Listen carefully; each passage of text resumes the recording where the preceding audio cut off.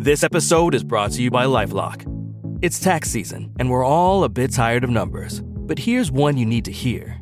$16.5 billion. That's how much the IRS flagged for possible identity fraud last year. Now here's a good number. 100 million. That's how many data points LifeLock monitors every second. If your identity is stolen, they'll fix it. Guaranteed. Save up to 40% your first year at LifeLock.com/podcast. Terms apply. This episode is brought to you by Progressive Insurance. Fiscally responsible, financial geniuses, monetary magicians. These are things people say about drivers who switch their car insurance to Progressive and save hundreds. Visit Progressive.com to see if you could save. Progressive Casualty Insurance Company and Affiliates. Potential savings will vary, not available in all states or situations. In 2012, director and star Ben Affleck gave the world a tense drama that escaped with the Academy's votes. In 2025, we drink a whiskey that's literally nothing but superlatives. The film is Argo.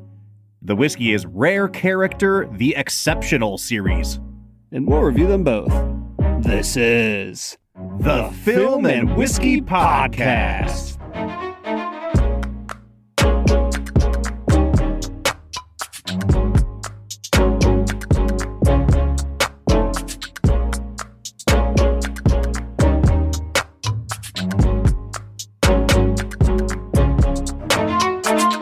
Welcome to the Film and Whiskey Podcast, where each week we review a classic movie and a glass of whiskey. I'm Bob Book. I'm Brad G. And this week we are looking at the 2012 Best Picture winning film, Argo. I believe it's pronounced Argo. F*** yourself. Yes, I was going to say, how long could we go without saying it? And the answer is 12 seconds. So we did it. Congratulations, Brad. I usually am a stickler for the proper pronunciation of titles, but I believe that this one just deserves as many mentions as possible. 100%. So we're recording a little bit later in the evening, folks, than Brad and I typically do. Just about a half hour later. We had to push back our recording a bit. And I've just been sitting here scrolling YouTube shorts, waiting on Brad and our guest, whom I will intro shortly. And Brad, I came across a scene from the film The Sixth Sense. It's the scene with Haley Joel Osment and Toni Collette in the car at the end of the movie, where he's talking to her about like how her dead mom saw her dance and does she make her proud? And bro, I am an absolute wreck coming into this recording. And that scene, I'm gonna be honest with you guys, that scene is so good that I kind of forgot everything about the movie Argo. And so I have my cheat sheet pulled up right here in front of me. I love Argo a lot. There's no Toni Collette or Haley Joel Osment in the movie Argo, Brad. They absolutely are not. I am curious. Today, he almost needs no introduction at this point. But I'll say it anyways. Our esteemed guest is the one and only Oscar pundit extraordinaire, Daniel Joyaux. Welcome back onto the podcast. 2 weeks later? Yeah, thanks for having me, guys. I was going to say, I think it's 3 appearances in a month here. Yeah, it's wild. Where does Haley Joel Osment and Toni Collette stand out for you as a scene in your memory, Daniel? I'm not the biggest Shyamalan fan, so I confess I haven't seen Sixth Sense in a very long time. For me, the holy grail of Toni Collette performances will always be About a Boy. Oh, nice. At least you're not doing the A24 stand thing and talking about Hereditary. I mean, Hereditary. As good as that performance was. But, me she'll always be the mom in About a Boy. And that was the best part of Juror number 2 was the reunion of Toni Collette and Nicholas Hoult. Yeah. Right. Whose name I couldn't remember. Yeah. We just talked about Juror number 2, Brad. Another great little potboiler of a movie. And I think that actually provides a better segue into our movie for the day than talking about The Sixth Sense, because I cannot find any connective tissue there whatsoever. We're talking about Argo today, folks. And if this is your first time joining us on Film and Whiskey, welcome in. We talk about movies. We talk about whiskey. This season, what we're doing is we're looking at films from the last 20 years. And we're asking the question, does this film deserve to be considered a modern masterpiece? Now, we don't have to answer that question quite yet, but something tells me that our friend Daniel here is probably going to answer in the affirmative, because Daniel, you picked this movie to come on and talk to us about this season. So, without spoiling, or let's bury the lead a little bit, I guess is what I'm saying. Tell us why this movie from among the list we sent you. So from the list you guys sent me, I think I sent you 3 options. And if I'm remembering right, it was Argo, La La Land, and Spotlight were the 3 that I said I would do. All 3 of which I consider myself a pretty diehard fan of. All 3 that I think are absolute masterpieces. But I'm excited you picked Argo. I mean, I love this movie. So I rewatched it tonight and I wrote a bunch of notes on my phone of points I wanted to hit. And the first thing I wrote down is basically a question I wanted to ask you both, and sort of just a general conceptual question for our discussion of the movie is, what makes for a perfect Hollywood movie? It has to be about making a Hollywood movie. I mean, no big mystery. I think this is, in a lot of ways, the perfect Hollywood movie. Not the perfect movie. Certainly not the greatest piece of artistic cinema. But in terms of Hollywood creating mass entertainment that sort of has a point and sort of makes you feel good and is exciting and is funny and has charisma and has stars and shows off everything that Hollywood can do. This is, to me, a perfect Hollywood movie. I think you're on something here, and we'll dive a little deeper on this. But off the top of my head, I think of a movie like Jurassic Park, and I actually don't think that the 2 films are dissimilar in terms of what I identify in them. You have to have, I think, for a great Hollywood movie, you've got to have Hollywood production values, right? Like, this movie feels like a movie because it's big enough to be a movie made by Hollywood. I think you have to have elements to the film that can only be done in a movie. And by that, I mean, like, they take some significant license with the events that happened in reality. And I'm glad that they did that in this movie because it makes it a better movie. Like, this does not need to be a documentary. I'm glad that they adapted it to be a movie. And then I think the third thing is, like, you have to have a level of just overall competence. And I think that, like, that sounds like a very low bar to set. But a movie like this, I think the floor on this movie is like a 7.5 or an 8. I don't know anyone that watched this movie and thought, like, meh, like, not a well-made movie. There has to be like a baseline level of competence for a great Hollywood movie, and this one has it in spades. Yep. Boom. No arguments from anybody. I love it. Absolutely not, man. I think that this movie, like, accomplishes a few different things. Like, it kind of succeeds as a spy thriller. It kind of succeeds as a drama. It kind of succeeds as a historical, mostly historically accurate biopic of sorts. Like, it kind of does all of these things, and the thread that runs through all of them is tension. And, like, I think he does a really great job of building tension throughout the movie in such a way that by the time you hit the end, it reminds me a tiny bit of like a Captain Phillips, where, it starts off with the lowest stakes in the world. And that movie is a masterclass of just ratcheting up tension as the movie progresses. I think that Affleck as a director here has a similar quality that makes all of the different genres that this like dips its toes into succeed. Yeah, and to your 100%. point about tension, I mean, obviously everyone knows Argo won Best Picture. It won 3 Oscars. The other 2 that it won were adapted screenplay and editing. And those are the 2 things that I think build the tension so well. And something fascinating about the screenplay is, you hear all the time when you discuss screenwriting with people, is the great concept of the three act story. Something I love about Argo is it doesn't have a 3-act story as much as it has a 3-location story. It's kind of 3 movies at once. There's a Hollywood movie, there's an Iran movie, and there's a Washington, D.C. movie. And the script and the editing balance those 3 so well in combining it into one whole.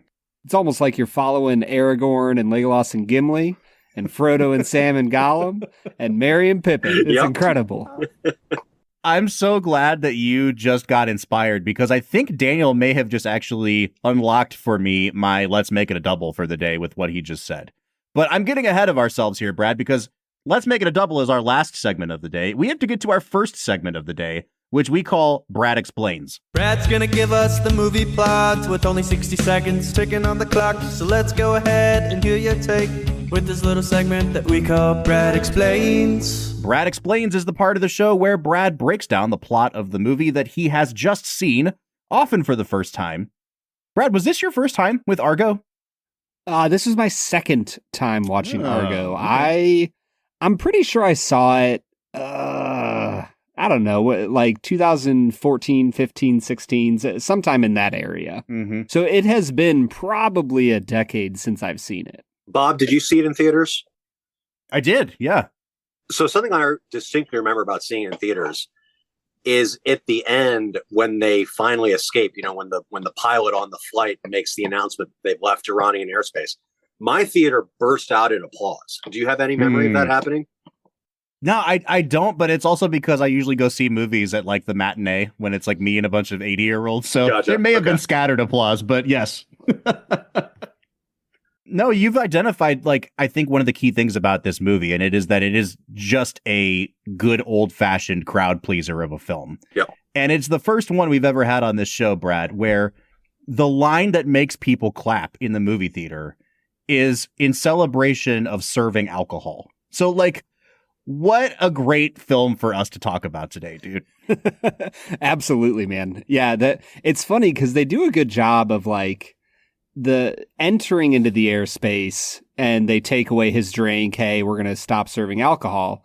It almost feels like a throwaway, like, oh yeah, it's, they're in a Muslim country's airspace, so they don't serve alcohol. Like, you don't really think much of it until the moment they're flying back and the PA ding happens, and you're like, oh, they're about to say that they can have alcohol. They're set. Like, it's a really beautiful, like, buried lead almost of like, this is going to be the thing that breaks the tension. Like in Die Hard at the beginning on the plane when the guy tells him that the key to surviving air travel is to take off your shoes and take your shoes kiss with your toes. You don't think anything of it until then Bruce Willis is barefoot the whole movie and it matters.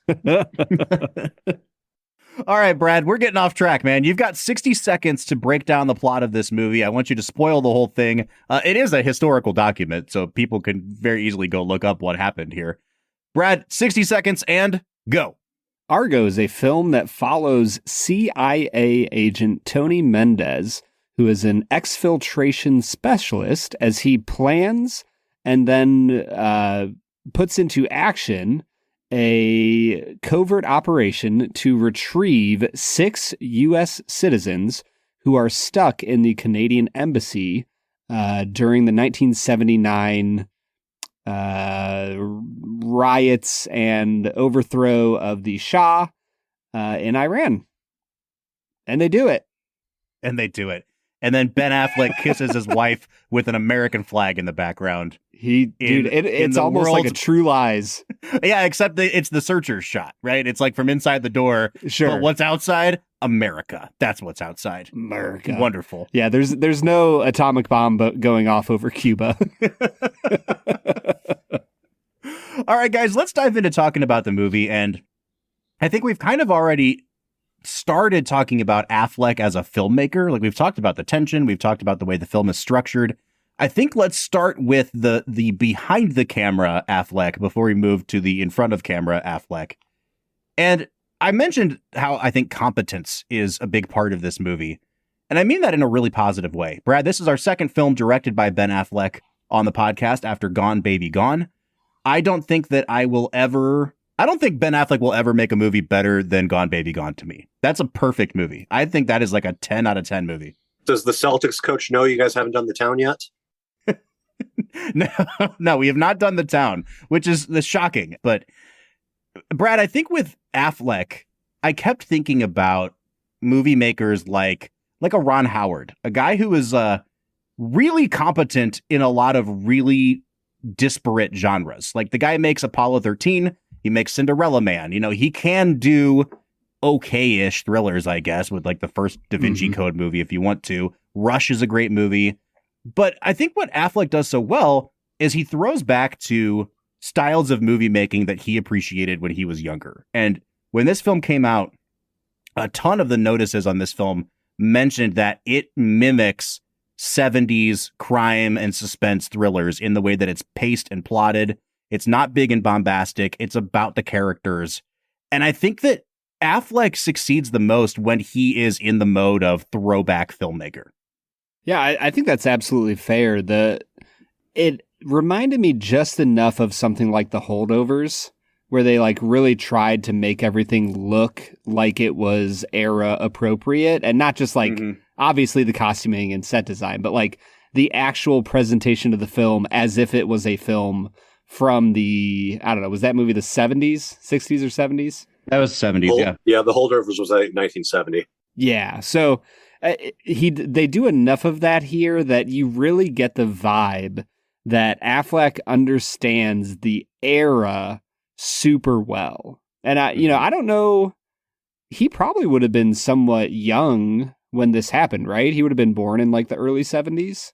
So I would just be curious of his own experience to think about, what an impression an event like this would have had on him. Mm-hmm. Affleck was born in 72. There you go. Okay. So, yeah, I mean, I've always looked to the 7-year-olds for their expertise on geopolitical. I would say your kid's about 7, 8 years old right now. Go ask him about what's going on in the world. Every night I check in with him on, politics corner with my son. Hey, you never know, man. Maybe he'll be directing a film 30 years from now about things happening in the world. I don't even want to think about that right now. Daniel, let's talk a little bit more about Affleck as a filmmaker. Do you think this is your favorite of his, the films that he has helmed? And what do you think of him overall and what he's best at? Yeah, this is definitely my favorite, but I think that he's made, he's directed 5 movies, and I think 4 of them have been basically really good. Mm-hmm. Live by Night is the exception. I don't think Live by Night is quite as awful as its reputation, but it is not good. But his other 4 movies... What a glowing recommendation. Well, I mean, I recently wrote a piece for The Ringer about Best Picture follow-ups, and let's just say Live by Night was not a contender to make my list of the best ones. But his other 4 films, so there's this. This is 2012. The Town was 2010. Gone Baby Gone was 2007. And then Air was, 2021, 22, something in there. Mm-hmm. Yep. Those are 4 really good movies. And you were talking about, filmmaker comps for him. I think Ridley Scott makes a lot of sense. I think Sidney Lumet to some degree makes a lot of sense. I mean, the very best of Sidney Lumet is better than Affleck. I don't think Affleck's going to direct Network or Dog Day Afternoon. But the next tier down of Sidney Lumet, which is essentially most Sidney Lumet movies, I think that's pretty much on par with Ben Affleck's movies.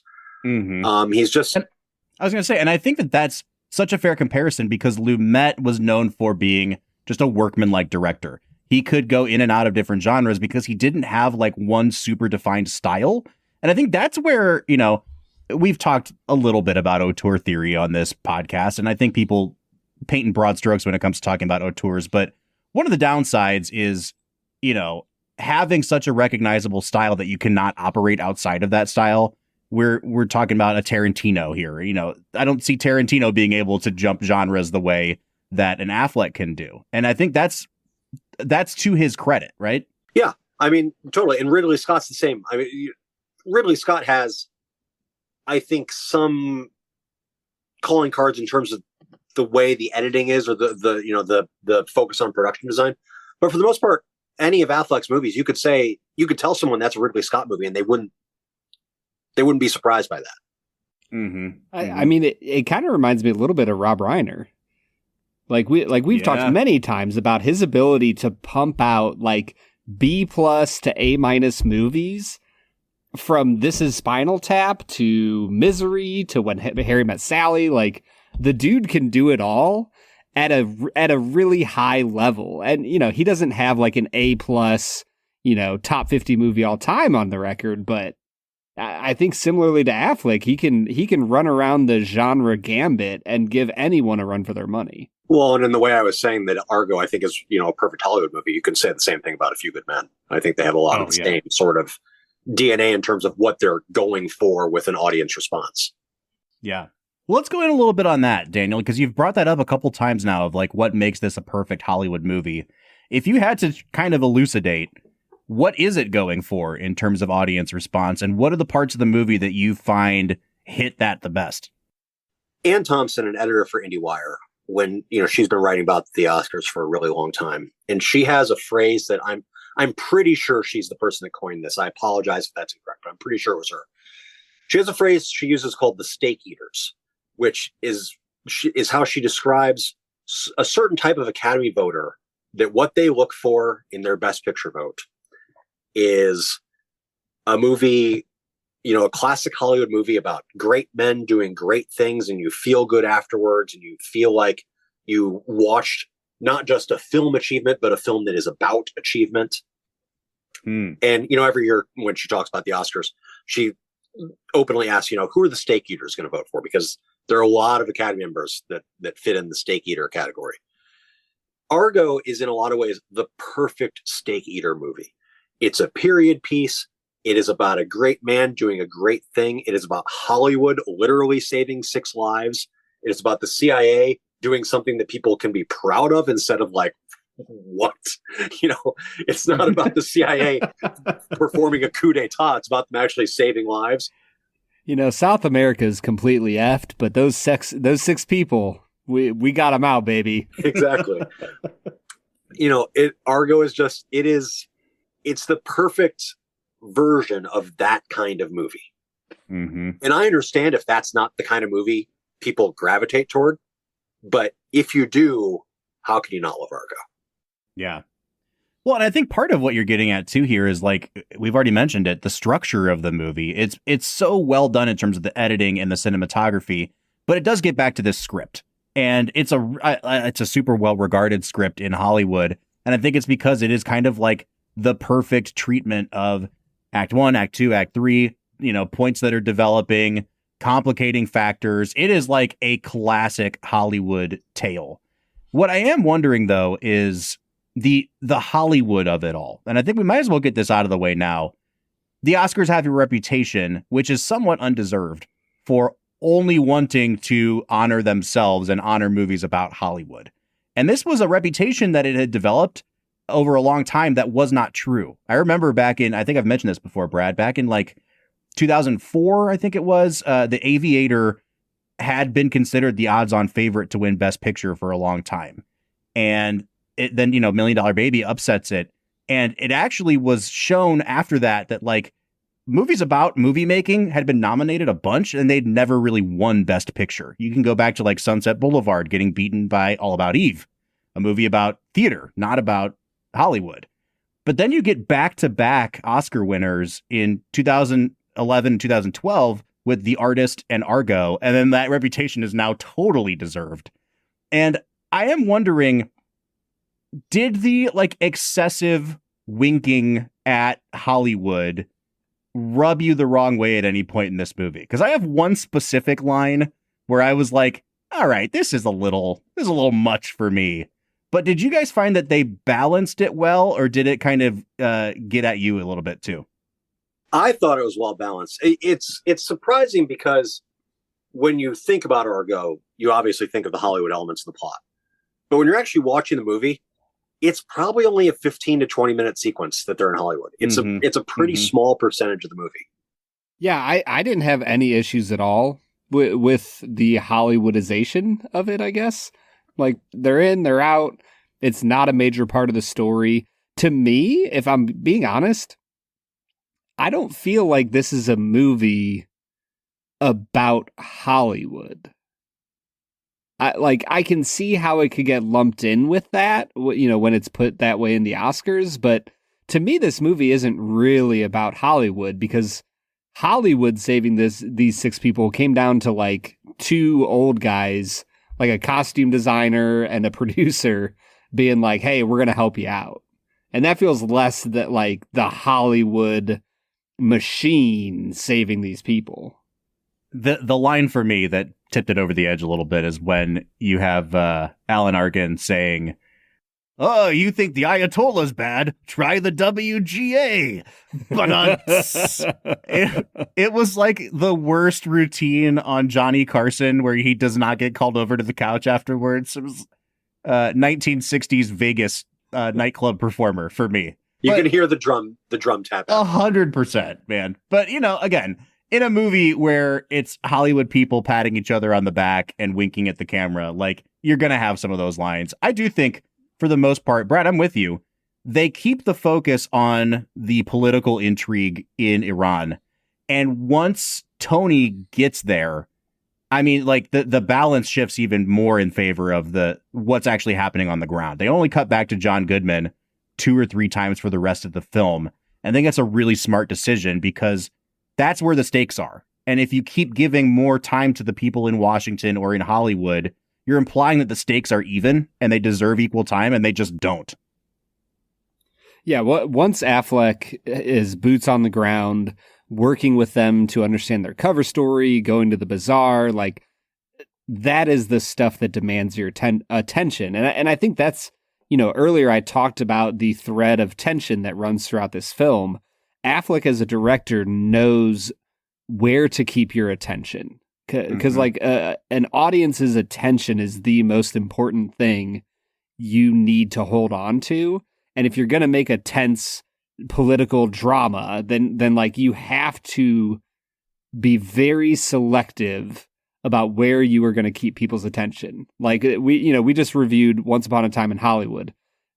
Tarantino's making a buddy movie. Like you can meander around the film as much as you want. You can't do that here. And Affleck knows that, and he delivers. All right, guys, why don't we jump in front of the camera here and talk about the performances?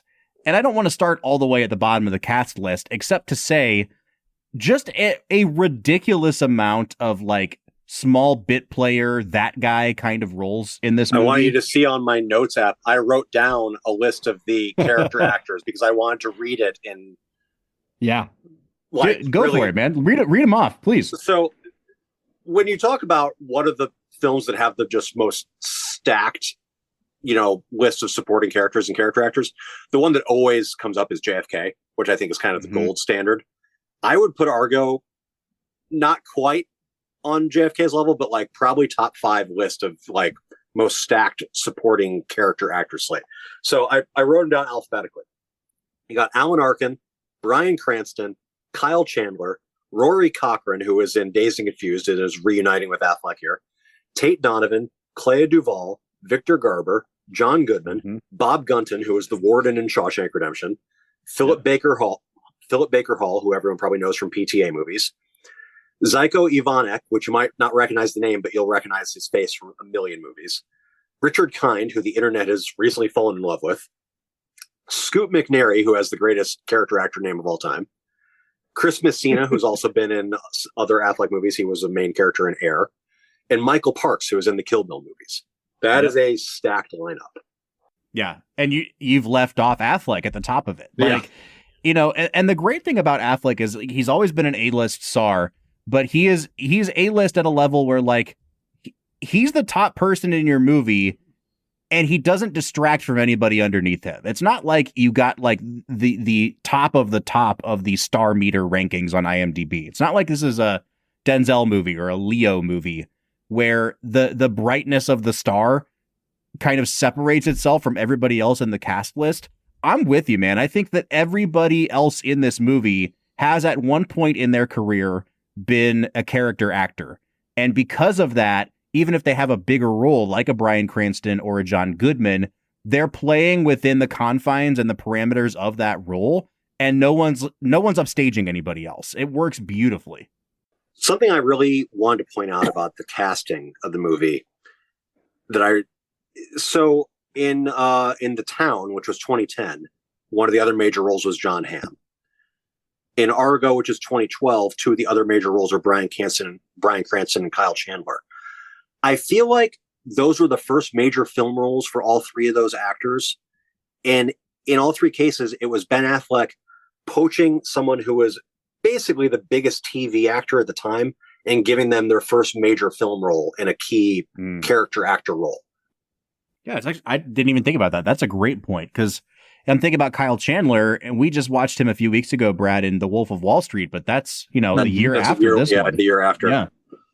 The scene of Kyle Chandler and Leo on the boat is just incredible. What a great scene. Like, talk about like peak bit actor just nailing what he needed to do opposite Leo. Ugh. Yeah. Kyle Chandler was also in Zero Dark 30, which came out just a few months after Argo. Oh, that's right. And he goes toe-to-toe with Jessica Chastain in that one. All right, guys, let's talk about Affleck, because I do want to talk about specific performances, but I don't know where to start, because to Daniel's point, like, they're all character actors. They all have solidly supporting roles, so you could pick and choose. Let's talk about Affleck in the lead. I've always really liked Ben Affleck as an actor. And I like that he's such good friends with Damon, and I like how well he and Damon play off each other when they are in a movie together, because they both have such wildly different strengths as actors. And one of the things I've always loved about Ben Affleck is his ability to be like sullen and sensitive at the same time. He doesn't just seem like a bummer of a person. He seems like somebody who has the weight of the world on his shoulders. I love that he always looks like he might break into tears at any moment. There's like a nakedness to his performances that I really appreciate. I think he's still to this day an underrated actor. Yeah, and I think he's someone who really knows what he's good at. You know, I think about the movie Affleck and Damon wrote a few years ago, The Last Duel. Mm-hmm. So they wrote that movie together. It's a movie with 2 lead roles. Damon got one of the lead roles. It seems pretty obvious that if Affleck had wanted the other lead role, he would have gotten it. It's not like anyone would have told him no. But instead, he cast himself in a sort of supporting comedic role and let Adam Driver play the other lead. Yeah, I mean, and that's a real talent to have self-awareness and understand what you are good at as an actor. And I'm curious if him being a director kind of plays into that he understands what he's looking for from behind the camera and knows what he can or can't do in front of the camera. Yeah, there's an unselfishness to him as an actor and as a director. I think that's probably what makes him such a good director. Is he, for being such a big movie star, I've never felt, I'm trying to think of performances of his where it feels like he's playing too broad, or he's chewing up scenery, or he's trying to upstage somebody who's higher up on the call sheet than he is. He is a recognizable person.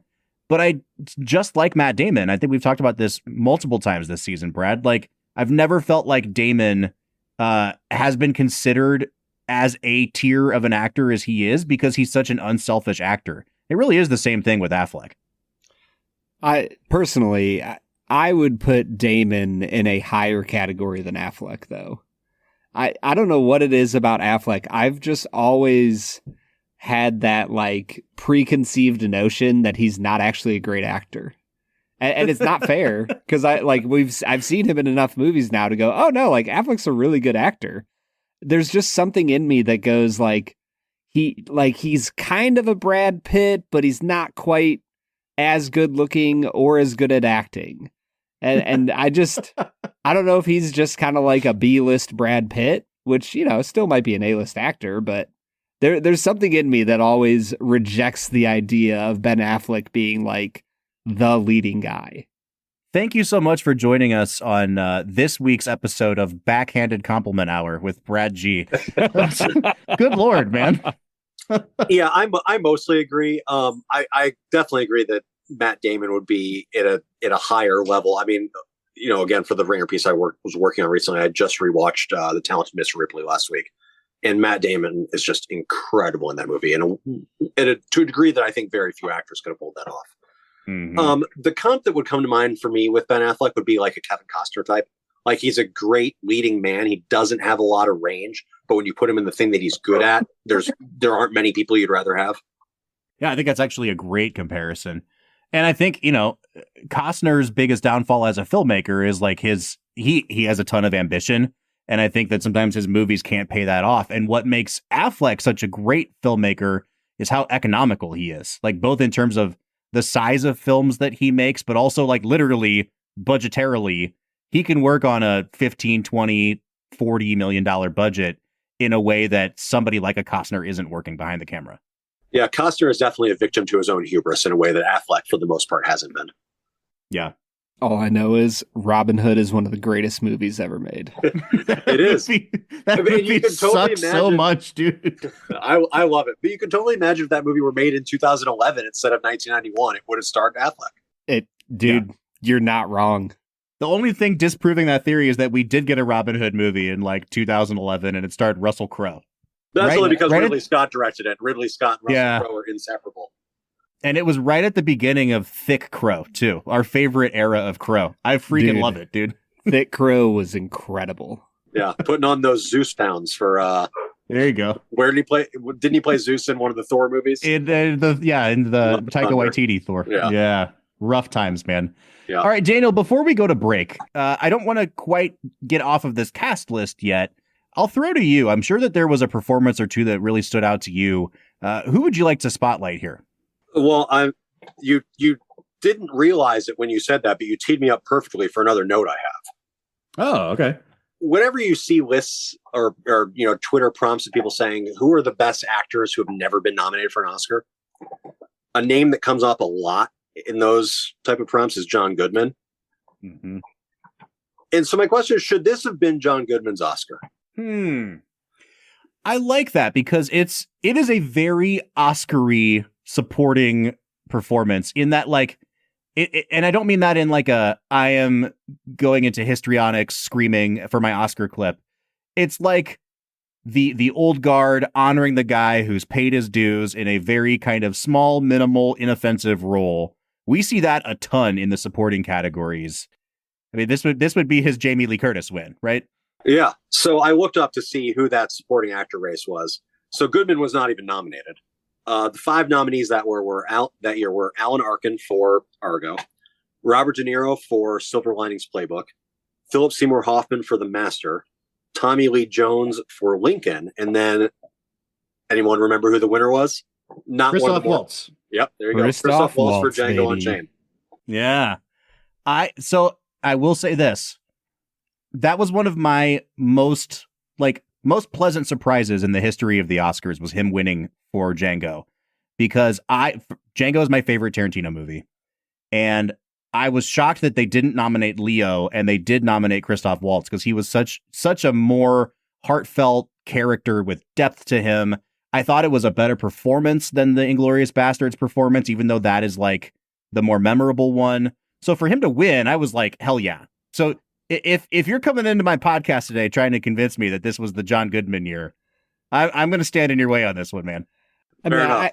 I think a nomination may have been warranted. Get De Niro out of there. I can't even Yeah. remember De Niro in Silver Linings Play. I hated that movie.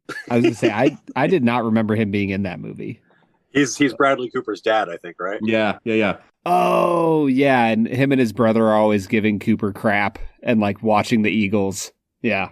I do think it's interesting that Arkin gets nominated again here so he wins Best Supporting Actor for Little Miss Sunshine back in the ceremony, I think was held in 2007. He beat Eddie Murphy, who had been sweeping the awards season for the movie Dreamgirls. And so I think everyone had kind of been like, all right, well, that was a shocker. And now he's got his Oscar and we can kind of put him out to pasture. And so for him to get another nomination here, I do find interesting. I'm with you, Daniel, in that if I was going to nominate somebody in the supporting category, it probably would have been Goodman here. Well, and I like Arkin in the film. I like Goodman a lot in the film. I also love Cranston in the film. I mean, I think you could make an easy argument that any one of those 3 should have been nominated. Yeah. I mean, probably my favorite single line in the film comes from Bryan Cranston when, in the climax of the movie, when they're trying to get the tickets secured for everyone to escape Tehran, and they need to call the White House chief of staff.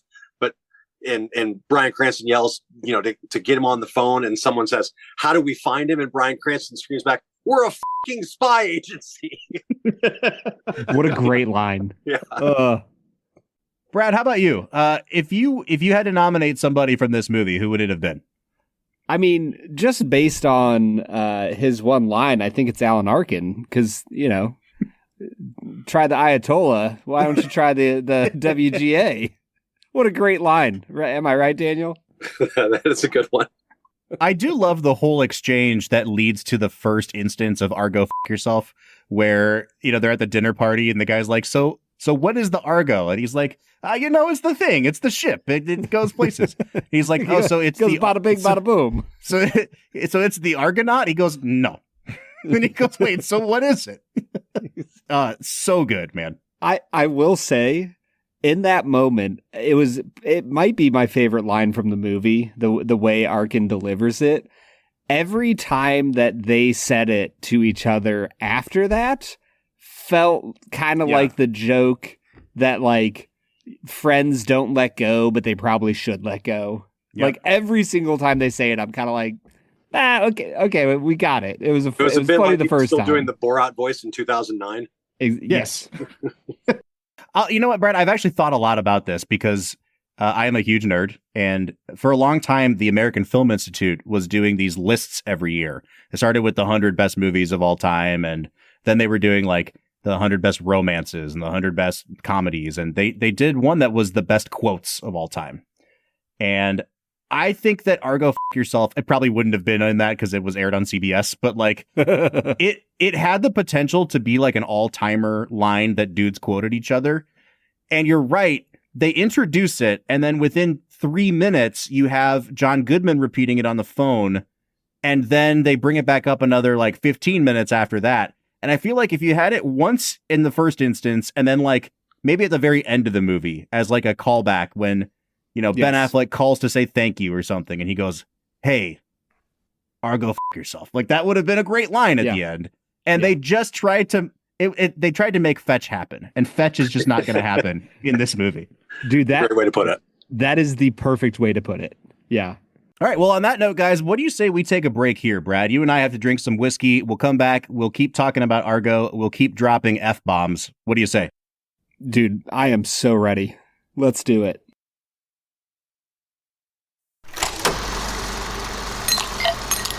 All right, so today we are checking out Rare Character, the Exceptional Series, Kentucky Straight Malt Whiskey. Now, Brad, this might actually be the first Rare Character offering we've had on this podcast. They're a really well-known brand when it comes to like bourbon or whiskey connoisseurs because they source very well-aged barrels and sell them as like a premium product. So like you're not going to see anything from them that's just like a 2-year bourbon. Like they really dive into the good stuff. And I think, honestly, Brad, like we've had a couple of them. We went to we kind of snuck into a really fancy dinner a couple years ago at the Kentucky Bourbon Festival, and they pulled out like a 24-year something or other. Oh, I do remember that. Dude. Their stuff is very good. Yeah. Very, very good. That's wild, man. Yeah, there's still a part of me that like, we've been around for 6-7 years now in the world of whiskey. I still don't understand, like, why does Company A have a 20-plus year bottle of whiskey and sell it to Company B for them to sell it for a poop load of money? Yeah, I don't know. Why doesn't Company A just sell the 20-plus year aged whiskey? It's all about scale, man. When it comes to businesses like that, it's like if we can't sell it at scale, we don't want to worry about it. So here, just take this barrel. But listen, however it got to us today, we're very grateful for it. So like I said, this is an 11-year age-stated Kentucky Straight Malt Whiskey. I don't know if we've ever had a Kentucky malt whiskey before. The mash bill on this is 65% malt, 35% corn. It is cask strength. And I'm reading notes directly off of Rare Character's website here. It says, this is an incredibly uncommon mash bill. Very hard to find Kentucky malt of this age with this mash bill on the market. It is not a single malt. It's a straight malt distilled using column stills and aged in new barrels, just like a bourbon or a rye. I'm pretty excited. This sounds like a very unique type of whiskey, Brad. Yeah, 100%. Once you've seen enough movies, you kind of crave unique movies. And once you've drank enough whiskeys, you start to get a hankering for unique experiences. I am very intrigued here, Bob. All right, well, let's not beat around the bush here anymore, man. I'm going to dive right in. And when I stick my nose in this glass, again, I'm tasting live. Brad has tried it already. I think the Kentucky in the Kentucky Straight Malt is standing out to me. Like, this smells like a really bright, fruity bourbon on the nose to me, or maybe even like a 5149 rye to me. I really like the nose here, Brad. The nose is unique. I am getting very little bourbon on it. To me, this is like lemon, grass, and like a shortbread cookie. Like what's the little bags of cookies? Like Lorna Doones or whatever they're called. Oh, you're talking like the chessmen cookies? Yes. Yeah. That is what this reminds me of. It's unique and interesting. I don't know if I'm vibing with it a ton, but it has quality to it. You can tell it's well made. I'm going to give it a 7 out of 10. Oh, see, I like this a lot more, Brad. This is where I feel like America can do malt whiskey in really interesting ways. So like there is, American single malt, obviously, but this is, the mash bill is 65-35. So it's got some of that corn character to it as well. I will say that it smells just a little bit young still, even though it's 11 years old. And I think it's that corn influence here. But I'm really digging it. It's bringing out some sweet notes that you don't usually get with malt whiskey. I'm going to give it an 8 out of 10. And I'm really looking forward to giving this a sip. Man, as I got into the palate here, it's just not quite working for me, Bob. I can tell that it is well made, but for me, it's like a really strong lemon zest. It has a bit of a banana vibe. There's a little bit of an olive oil taste to it. It is very unique and interesting. I just don't know if I'm getting enough like whiskey notes for me to go, yeah, this is a good whiskey. This just tastes very strange to me. And once again, it's unique and interesting. I kind of like it, but I'm very confused by it. And I'm going to give it a 7 out of 10 again. Wow. Yeah. See, I like this a lot more. I will say that, I'm kind of with you in that it tastes like I'm drinking a fun experiment rather than something that is a final product. And I don't mean that in a negative way. I think they've actually done a couple different... do. I know. I mean it in a negative way. I think they've actually done a couple different iterations of this, and so I think it's still not a work in progress, but an ongoing thing. And when I drink this, I do get some of those kind of olive oil notes. There's definitely some. It tips close to bitterness on the back of the palate because of that American single malt kind of taste. However, I think it's fun. I think it's a really fun matchup, and you and I are tepid to negative on the mellow corn, but it kind of feels like if you were playing around with mellow corn and American single malt and trying to find the right balance of those two things. I actually really like this a lot, Brad. I'm not super high on it, but I'm going to be at a 7.5. Yeah, and for me, it kind of gets a little worse on the finish. This is a really weird, interesting whiskey that once again, I want to keep coming back to this. It is a well-made whiskey. You can tell that there's quality here. I just don't like the direction that they went with it. For me, the finish is very short. It's very grassy, and it's got a nice bready texture to it and taste, but there's not really any flavors that linger with me. Even the lemon, which is a pretty distinct flavor, has kind of dissipated at this point. I'm going to drop down to a 6.5 on the finish. Oh yeah. See, I like this a lot better than you, man. I'm going to stick at an 8 on the finish. I think that if you are a fan of malt whiskey, this almost has an Islay Scotch vibe in terms of the smokiness that it leaves behind. It doesn't have a peat flavor, but it's a little bit more of a bold, bitter, smoky flavor that it leaves behind on the palate. I like the finish a lot. It's super long lasting. On their website, they have a tasting note here that says spearmint, and I couldn't quite pinpoint it until I read that. I do think there's a mintiness to this that I really, really like. So I'm going to be at an 8 on the finish. I think I'm going to be at a 7.5 overall on the balance. This is a well above average whiskey. I do kind of hate that this is the one we started with, Brad, because you and I, as we said, we've tried rare character products outside of the podcast before and really liked them. This feels a little bit more experimental to me, and I don't think is necessarily representative of their whole portfolio of products. I'm looking at all the samples that our friend Zach Johnston gave us to try, and I see a couple more rare characters on the shelf here. So I think that as we kind of explore more of their bourbons, we might get a sense for what they typically go for in these barrels.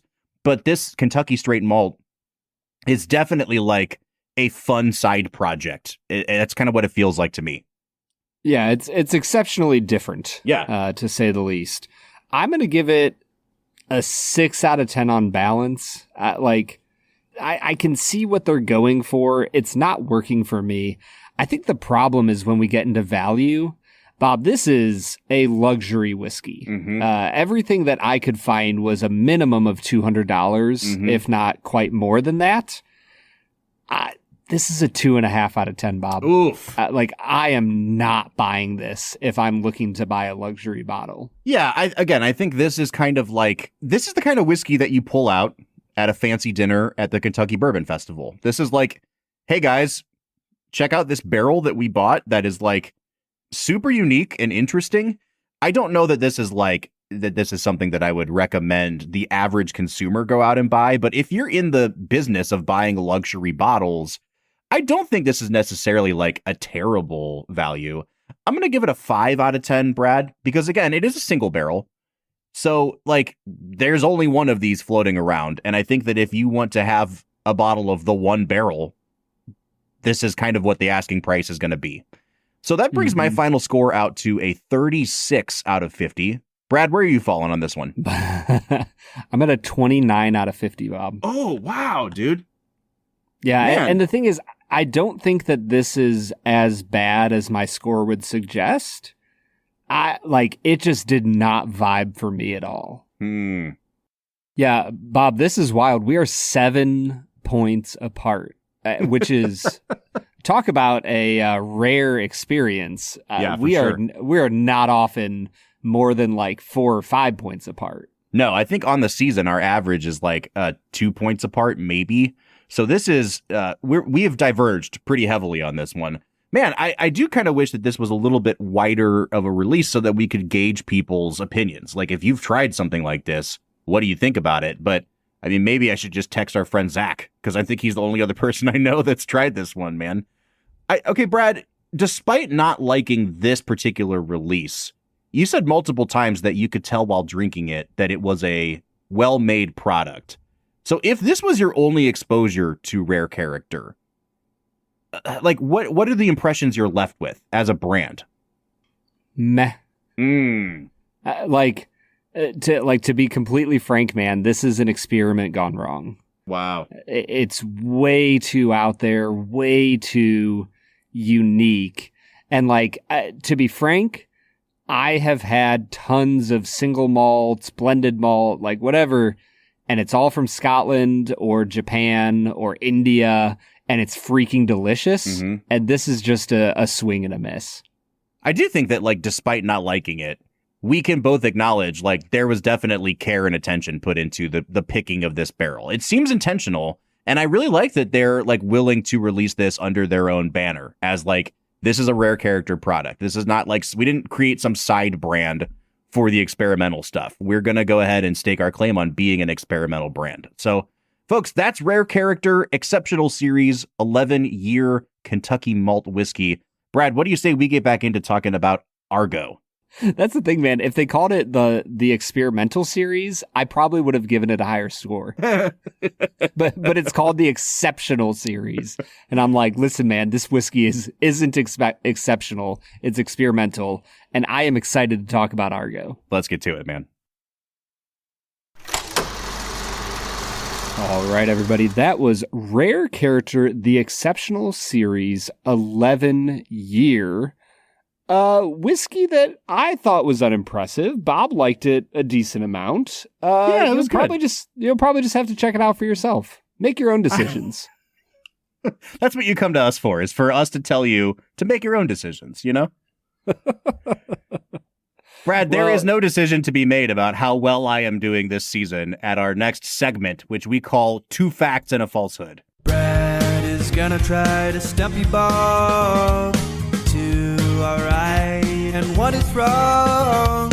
2 facts and a falsehood. 2 Facts and a Falsehood is the part of the show where Brad presents me with 3 items as fact about the making of this movie, one of which is a complete lie. Now, I am coming off a win last week when it comes to Once Upon a Time in Hollywood.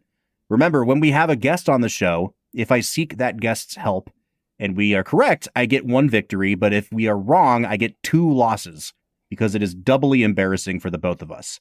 Daniel, I will be calling on you today because it's no fun when I don't include the guest in this, so don't screw me over, I guess is what I'm saying here. Bob, I will say, like, you say that every time we have a guest. You do know that you have a choice, right?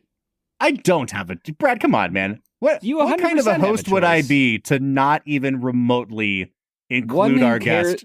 One who cares about winning, Bob. One who cares about the integrity of the game. That's right, dude. Bob, I'll warn you that my Blu-ray of Argo has 7 different documentaries on the special features, and I only managed to watch 3 of the 7 before we recorded. God, you suck, dude. Come on. This is a 5 documentary minimum entry requirement, dude. Come on. All right, Brad, hit me with your 2 facts and a falsehood. Fact number 1, permission was given by 4 of the 6 rescued hostages to use their name in any rights to the story, except for one of the married couples. Mark and Cora Lyjek in the film were made up to replace Matt and Carolyn Linden. Fact number 2, for the opening scene, the director of photography gave 8mm cameras out to certain people in the crowd to make the opening scene have what would seem like actual footage from the riot. Fact number 3, John Goodman walks with a limp throughout the movie because he had just had knee surgery, but after the movie came out, one of John Chambers' friends came up to him and complimented him on his performance, particularly replicating Chambers' limp, which Goodman was completely unaware of. All right, Daniel, I'm going to say number 2 sounds very true to me. It could be false, but Brad doesn't know anything about 8mm film. So I'm going to go ahead and just say number 2 is a truth for now, based on my extreme prejudice towards Brad and what he knows about movies. That is so rude, Bob. Super rude. It might come back to bite me. Number 3 sounds like it could be a Brad invention to me. So I'm leaning. It's got to be 1 or 3. I'm wondering where you're leaning with this one. I don't know which one isn't true, but I know which one of those is true. So I guess by default, I know. Right. And one of the documentaries I watched about Argo, I can tell you that Lyjek was the real name of one of the couple. So that one's a lie. All right, there it is. The end. Daniel, you got to tease it out a little bit. We got to bring some suspense into this. That one's a lie. Period. Point blank. Full stop. Brad, we are locking in number 1 as the falsehood. I'm not even mad. Like if we bring somebody on who watched 3 documentaries, hey, only sure. 3 of the 7. You picked the right 3. It sounds like, yeah. All right, so I guess we're claiming our 1 victory. Thank you, Blu-ray Extras. This episode is sponsored by Blu-ray Extras. The real heroes. I was going to say, I freaking miss extras. That's what we're missing. Physical media is always the real hero. Yes. It really is, man. I know this is a podcast and not a video, but for anyone that doesn't know, Bob is recording in front of a shelf of physical media. Brad is recording in front of a shelf that has exactly 3 Blu-rays on it. 4, thank you very much. Oh, 4. I'm sorry. Well, and in that spirit, I'm also burning this onto physical CDs that you can send away for. I'll mail you a CD of this episode, folks. Send me $5. All right, guys. Let's get back into talking about the movie a little bit. Daniel has informed us that we have hit every one of his major points on the movie in our first half. So, Brad, kudos to us. That's a major accomplishment for us. We are incredible. I guess there is one other thing that I wanted to say that I didn't have written down, but I wanted to make a point of it, is we've talked a lot about the script and the editing for the film, but we haven't mentioned the names of the people who did those things, so I just think we should say. The screenplay was written by Chris Terrio.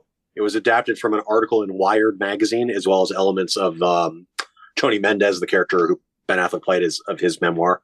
And the editor, William Goldenberg, both of them won an Oscar for the movie. I should point out that William Goldenberg, as I'm looking at his page on Letterboxd, was also the editor for most of the recent Michael Mann films. He edited Heat, The Insider, Miami Vice. So you are invited onto the show anytime. Good job on you, William Goldenberg. And he also edited Zero Dark 30 that same year. So that's that's a hell of a year he had. Yeah.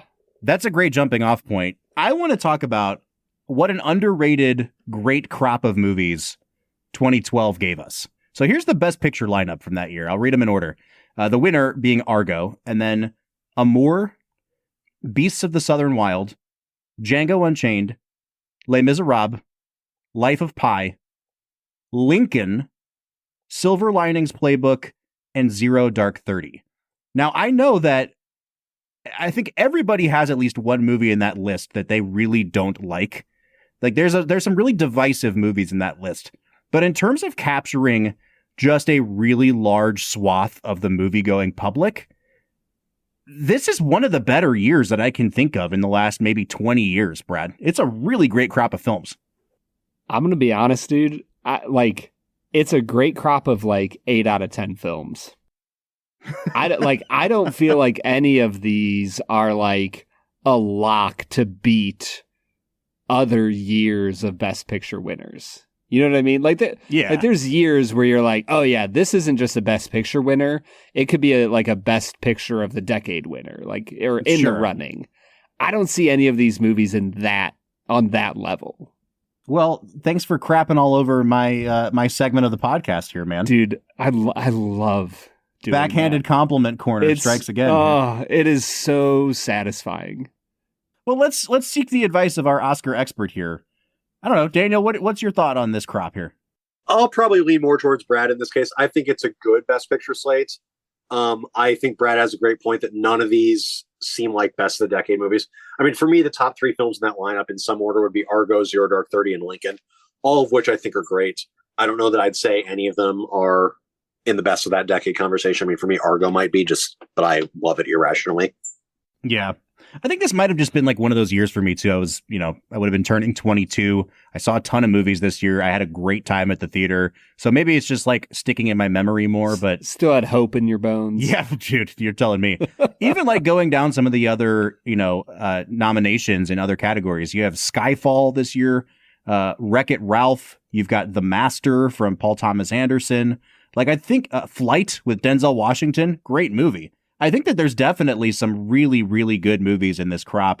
And partially it's because this feels like, anytime I look back on pre-pandemic Hollywood now, it's oh man, this is a crop of movies that actually feel like movies too. Yeah. They weren't movies that were so small that they get this tiny awards rollout now. These were big Hollywood movies that were still making a dent in the consciousness of the public and people remember seeing 13 years later. And this feels like one of the last times we had that.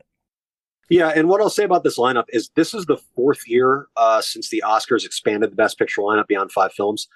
And this is one of those years where you look at the lineup and you think to yourself, the expansion worked. It did what it was intended to do. There's a foreign language film in here in Amour. There's a tiny Sundance film in here in Beasts of the Southern Wild.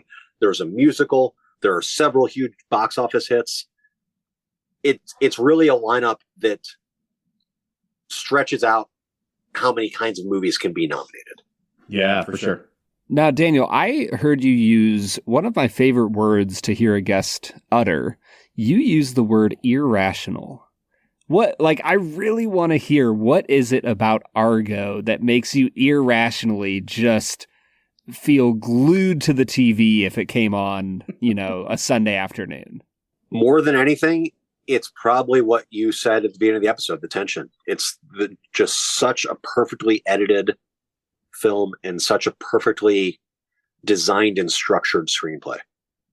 And it's a story where the stakes make that tension feel worth it. Yeah, I think for me, the making the stakes worth it is the little scenes that you have with the 6, if we can call them that. The actors there, none of them, as far as I know, are even B-list actors. They're all somewhat nobodies, but they all give the appearance of people who have truly been struggling for 70 plus, 80 plus days under extraordinarily difficult situations. And I think that their ability to connect with one another, the moment when the one woman says to her husband, I'm terrified. It's such a heartwarming, heart-rending moment that connects you with that group of people that I think they really just do an excellent job of setting the stage where we really do care about what's happening on screen. just as I've been sitting here listening to you guys for the last few minutes and thinking about that question, I think something that occurs to me that I don't know that I ever would have thought of this before. And so, Brad, thank you for prompting this thought out of me. I think one of the things I love so much about Argo is it's a movie about the power of outside the box thinking. You know, you've got a true story of 6 hostages, well, not hostages, but 6 people stranded in Iran with, people looking for them and, no way to get them out. And the idea that someone from the CIA comes up with is to make a fake science fiction movie. It's wacky. It's bonkers. I mean, it's Moneyball came out the year before Argo. And one of the Moneyball's a great film for a lot of reasons, but one of the reasons it's such a enduring film that you can always go back to is it reminds you of just like how great it is for new ideas that other people dismiss to be proven right.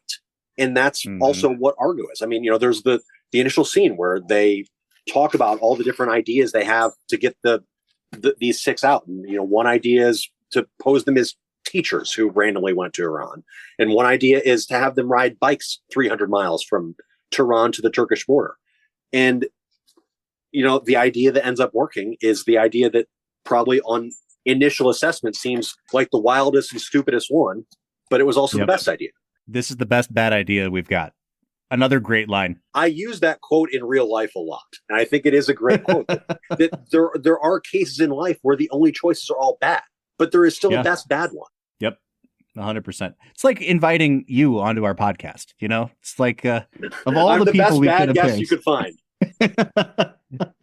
It makes me want to ask, like, if you had to draft Kyrie or James Harden, you have to do it. Which one is the best bad plan, Daniel? James Harden, because I at least have no philosophical issues with who he is as a human. I was gonna ask us to stay on the Oscars thing just for a minute, because the only reason, one of the few reasons this has made it onto our list for this season, Brad, is that it did win the Oscar for Best Picture. It did make a lot of money too. I don't know if it cleared 100 million, but it had to have been close. But let's just assume for now that it's the Best Picture thing. This wins Best Picture. I wouldn't call it in a controversial way, but I think it wins Best Picture in a way that requires some serious awards season context. Daniel, you're probably better equipped to give a quick summation of awards season and what led to this movie winning Best Picture. So I can definitely speak to that, although I will probably end up disagreeing with you. I think what you're referring to is that Ben Affleck was infamously snubbed of a Best Director nomination. Mm-hmm. And there is a lot of speculation that outrage for him not receiving a Best Director nomination led to the film winning Best Picture. I don't agree with that. Before the Oscar nominations that year, before anyone knew Affleck wasn't going to get nominated, I already thought Argo was going to win Best Picture. And I mean, that doesn't make me right. Like maybe it wouldn't have won, and maybe Affleck not getting nominated really is the reason that it won. But I already believed it was going to be our Best Picture winner. Like with this year, there's a perception that the controversies Amelia Perez suffered with all of Carlos Sofia Gascon's tweets, some people believe that's the reason it didn't win Best Picture. I was on the podcast with you the day the Oscar nominations came out. It wasn't even one of the films that I thought had a chance to win Best Picture. 136 million. Oh, there you go. All right. So the Best Picture thing doesn't even matter. It's on our list because it made so much freaking money, Brad. That's what we're going with now. Raking in the cash. Daniel, I do appreciate that context, though, because, I believe Affleck wins the DGA award this year. I think the movie wins at the Golden Globes, so it had a ton of momentum. It was a huge shocker to see him not get the director nomination. And I do think that there was a fair amount of outrage over that. Whether that actually led to it winning Best Picture or not, there's really no way we can measure that. Yeah, I'm with you. It's an unprovable point either way. Yeah. But, like another example is Greta Gerwig didn't get nominated for Best Director last year for Barbie, which caused a lot of outrage. But that didn't, catapult Barbie to Best Picture. It wasn't going to win either way. Yeah, 100%. All right, guys, I think this is a good place for us to move to our last segment of the day, which we call Let's Make It a Double. We're near the end of the episode, so thanks for listening to the Film and Whiskey Show. Let's pair another film with this one, even if it's a struggle. It's our final segment of the day, now let's make it a double. Let's Make It a Double is presented by Blackwood Distilling Company. It's the part of the show where we pick a movie to pair up with this one to make the perfect double feature. Brad, would you like to go first, or would you like to offer it to Daniel? I'll jump in. Unless Daniel, you're just burning to get that double feature out there. I think for my Let's Make It a Double, there is a movie that I'm going to be honest, I have not seen probably since I was a teenager. So like 15 to 20 years ago. I don't remember it like wildly well. I remember liking it a lot and feeling like it was a very tense movie that also falls into the vein of cultural revolution paired with one man trying to do a good thing. I'm going to pair this with Hotel Rwanda. Good movie. Oh, yeah. Man, I've only seen that movie one time. Good movie, though. Great Don Cheadle performance. Same. I think I've only seen it once when it came out. Yeah, I was going to say, I probably didn't see it in 2004. It was probably like 2008 or 9 when I saw it. Yeah, I didn't see it in theaters. I think that's one I got as a new release, like the week it came out on DVD. All right, Daniel, how about you? What's your pick here? It might be a low-hanging fruit kind of answer, but I'll say Zero Dark 30 for a few reasons. One, it came out the same year. They both co-star Kyle Chandler. They were both edited by William Goldenberg. And they were both nominated for Best Picture that year. William Goldberg was actually double nominated. He scored 2 of the 5 editing nominations that year. But, they offer 2 differing looks at the CIA, 2 differing realities of American foreign policy. And so I think they're really interesting to compare to one another. And I also just rewatched Zero Dark 30 a few weeks ago. I think it holds up as a fantastic movie. Certainly a more problematic one than Argo. But you could do a lot worse with what to watch. Daniel, all I have to say is don't get caught holding the leash. Yep. That was Brad's major takeaway from that film when we reviewed it last season. That's the only thing I remember. A super concerning thing for you to remember from that film, but we'll move past that. Hey, it's a pretty memorable set of scenes, like culminating in that line. So 100%, man. All right, guys, I think, as per usual with me, I think there's a ton of directions you could go here. I just rewatched Ocean's 11 last week, and there's a great... And that's your Let's Make It a Double. No, I think there's a great, let's get the team together sequence in this movie that reminds me so much of when they're recruiting the members. I also think that Alan Arkin's character reminds me a ton of, the way Elliot Gould plays his character in Ocean's 11. So you could go that route. I think there's a very obvious the producers play that you can make here with them combing through scripts of a thing that they're going to produce that's not real or not designed to succeed. But for me, Daniel, you said something earlier on about we want to make this film springtime for Hitler in Iran. Can you check that off for us? I mean, with the current trajectory of society, I'm worried Springtime for Hitler actually would be a hit right now. Oh my gosh, man. Depending on who you got to play Hitler, I think that could lead to some really concerning things. Daniel, you said something earlier in the episode about how the different locations of this film are filmed in entirely different ways. Still a very cohesive movie, but it reminded me of Steven Soderbergh's movie Traffic. And I think that actually might be my Let's Make It a Double today. It's a movie that I don't think I've ever talked about on this podcast. A really good movie about, the war on drugs. So you've got your blue-hued scenes in America. You've got your golden-tinted scenes in Mexico. A really, really good movie, and I think a great pairing for what you're talking about here with Argo. Yep, good movie. All right, so there's our Let's Make It a Doubles. I think Brad might actually end up changing his to the producers after we just talked about that. You seem to get a kick out of that one. My backup choice would have been Moneyball, just for the outside the box thinking. Yeah, that would be an interesting night. What order do you watch those in, Daniel? I don't know. It depends whether what would you rather do first? Save the Oakland A's or save 6 lives? I mean, if it was presented chronologically, probably the Oakland A's. All right, guys, those are our picks for Let's Make It a Double. No matter what you choose to pair this movie up with, you can always make it a double with Blackwood Distilling Company. Guys, it's time for us to give final scores on Argo. I'm going to go first here. Brad, I think that this is an extremely well-made movie. And the whole movie, I just found myself thinking, like, it's so refreshing when you watch a movie where everybody involved in the movie is extremely competent. And I think that, for me, the movie loses a little bit at the end when they try to manufacture the, like, we're chasing the plane down the runway, about to shoot at it. I know that became very famously like, oh, they added that, whatever. I actually just think from a filmmaking standpoint, you've gotten all the suspense you need getting them on that plane.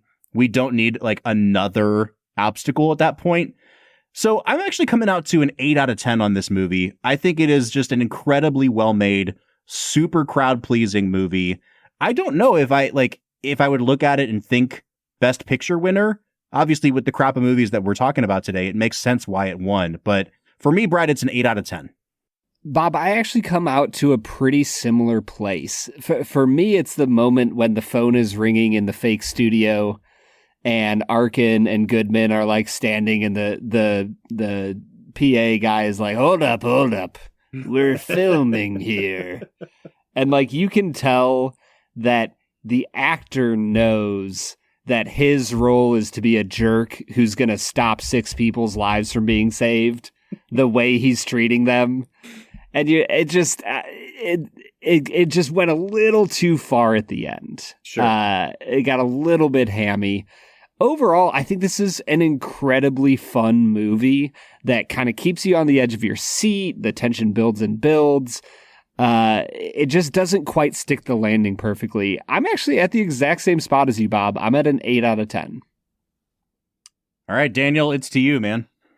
I feel like this is an echo of when we recorded our last Mohicans episode, and you guys went first, and you were just, talking about the ways it disappointed you, and then I was like, nah, 10, masterpiece. And I'm going to do the same thing again right now. Good for you, man. I like that. I'd rather you do that than be like, yeah, I'm with you. It's an 8. Like, if you're going to pick an 8, don't come on the podcast. You know what I mean? Like, you got to pick a movie that you think is a 10. I'm super glad that you love this movie so much. And I can, Brad, it's one of those films where, because it's so well made, even if it doesn't work as a 10 for me, I can absolutely see why this movie would work as a 10 for somebody. It makes total sense. Yeah, totally. So back to the original question, is this in the 21st century canon? Do you guys have a rule of what numeric score you need to give it for it to be, like, do only movies that you give 9s or 10s get in the canon, or where does this one fall for you? That's a good question. Like, we haven't actually put that sort of rule on it. I think for me, I would say no, but that's more just because, like, I think this is a great Hollywood movie that doesn't quite transcend that the way that it might for you, Daniel. But I will also say Brad has been getting on me because I keep trying to put caveats on things I think should go in, like the movie Creed. I was like, oh, that should probably go in because there's just not a lot of good sports movies. And he's like, no, is it just as a movie? Is it in or is it out? So we've been debating back and forth. What are the actual criteria here? Yeah, I mean, I'm with you in the sense of, like, I need to know a little bit more. Like, I would not put Argo in the film school canon. Like, if you were, teaching an intro to film class that could only show movies from the last 20 years, and you had to pick, 20 movies from the last 20 years to show your students over the course of the semester, Argo would not be one of the ones you'd consider showing. Mm-hmm. But if the bar is just the Hollywood canon, then absolutely to me. Brad, how about you? Where are you falling on this one? My bar is my personal opinion, and it is not going to reach that high standard. I'm looking back through our list of movies on the season, and I can't quite put my finger on which one it reminds me of the most, but I think this is like a sneaky good movie where you, like, if you wanted to show it in a film school, people would probably scoff at it. And then you start breaking down, I keep using this word competence, but, like, the way that people just do their jobs well in the making of this movie is super impressive. And I look back, I guess you could compare this to like a Ford v Ferrari, where it's like a dad movie, but that's not really what I'm seeing here. Honestly, Bob, that as soon as you tried to compare it to something else this season, my brain immediately went to Ford v Ferrari. Yeah, for me, it's either going to be that or the other analog was like a Skyfall, where I think a lot of people have a ceiling in mind for what a James Bond movie can be. It's a genre exercise that I think is elevated by some of the people behind the camera with that movie. And I think there's kind of a similar thing here. This is like a little genre movie that is elevated by people putting an intense amount of care into it. Yeah, and to my film school comment, I could totally imagine showing Argo in a screenwriting class. Yeah. And if there was, I don't know if there are editing, like pure just classes on editing in film school, but I could absolutely imagine showing it in an editing class. Yeah. Now, I will say, we can't get out of here today without me mentioning, Bob, what sparked my thought was you talked about everybody doing their jobs so incredibly well. The one guy who did a horrific job, the dude who announces to his like U.S. military brothers, we need to give them an hour to burn all the documents, immediately turns around and goes, hey guys, I'm going to go out there and reason with them. And then immediately is like, open the door, let me in. It's totally going to be okay. Just let them in. They want to talk.